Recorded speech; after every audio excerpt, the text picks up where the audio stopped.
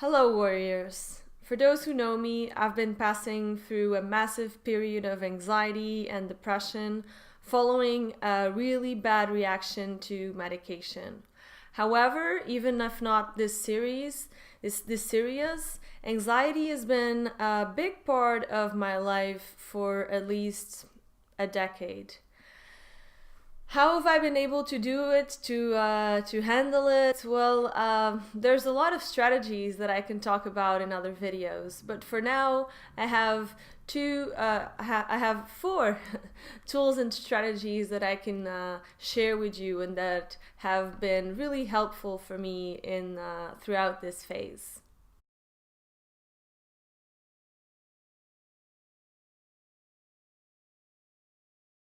Number one is mindfulness, which basically consists on bringing our attention to the here and now. When we're anxious, it's normally because we're thinking about the future and we are unhappy, anxious about things that we cannot control. On the other hand, when we're depressed, it's because we're overthinking events from our past, something that we did or something that was done to us, and that again is out of our control, is already past. Mindfulness brings us back to the here and now. And believe me, when you're anxious and depressed, that can be of huge help, that can be a huge relief. Because when we're anxious and or depressed, it's like our mind cannot really make the distinction between past, present, and future. It's like everything is happening now, and that can be hugely overwhelming. I can suggest the book Mindfulness for Dummies that has a series of exercises. It has also a website, and I put the link below with some guided meditations. You can also do the exercises from the book, but from my experience, when you're deep in the shit, you're much better off letting someone guide you than trying to do it yourself. My favorite is the body scan because it works for my anxiety because it makes me focus on my body, and that makes it more difficult for my mind to start racing.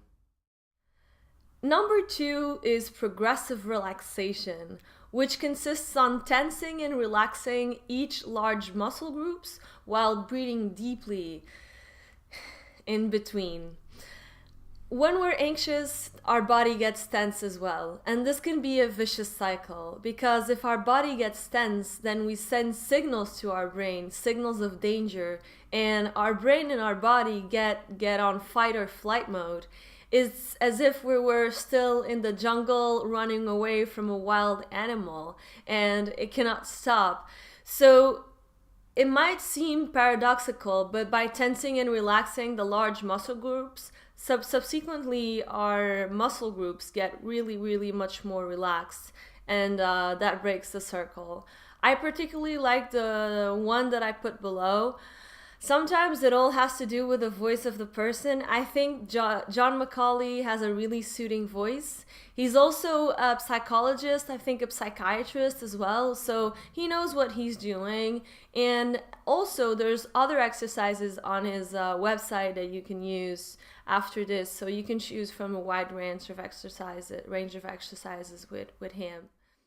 The third idea that I have for you is hypnosis. And in this case, I have two YouTube channels that I really like and I like to use.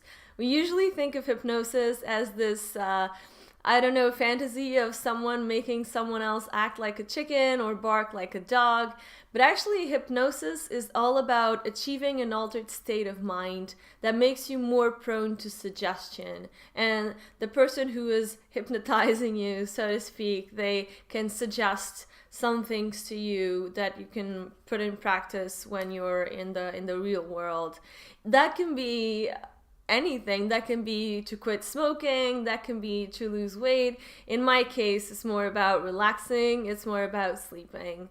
So Jason Stephenson and Michael Sealey are great at this, and I share my favorite ones also in the link below for you to see. Finally, I would suggest joining a Buddhist meditation group.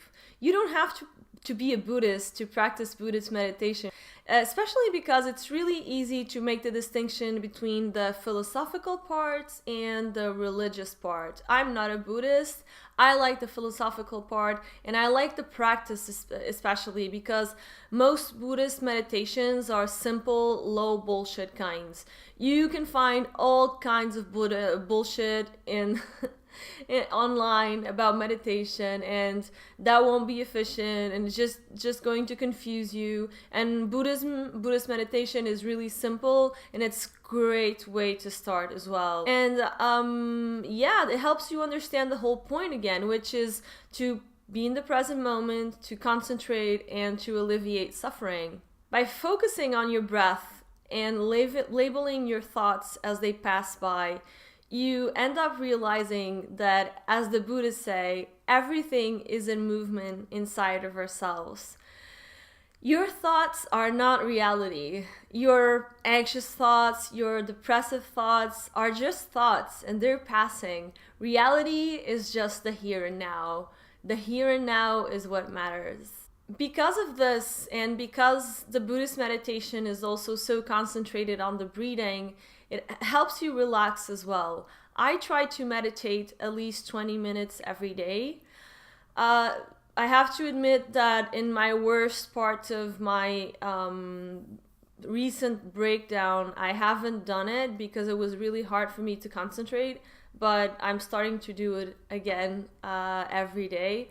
And my tradition is the Theravada tradition, most precisely Vipassana, but it doesn't have to be yours. I just chose this one because it was the group that was closest to my house, so that was very practical. But you can find groups anywhere, and just choose and see if they're right for you. If they're not right for you, I bet you can find another one. It's good to do it in a group, especially when you're starting, because it motivates you and it helps you to stay focused. It's much harder to get distracted or to quit when everyone around you is already doing the meditation. You have this peer pressure that you have to go and be like them. And also, you have a mentor who ideally will help you and guide you through whichever questions you might have. So these are my techniques and tools. I hope they help you. If you have any other suggestions, feel free to put it on the comments below. And if you have any questions, of course, feel free to contact me in this email address right here.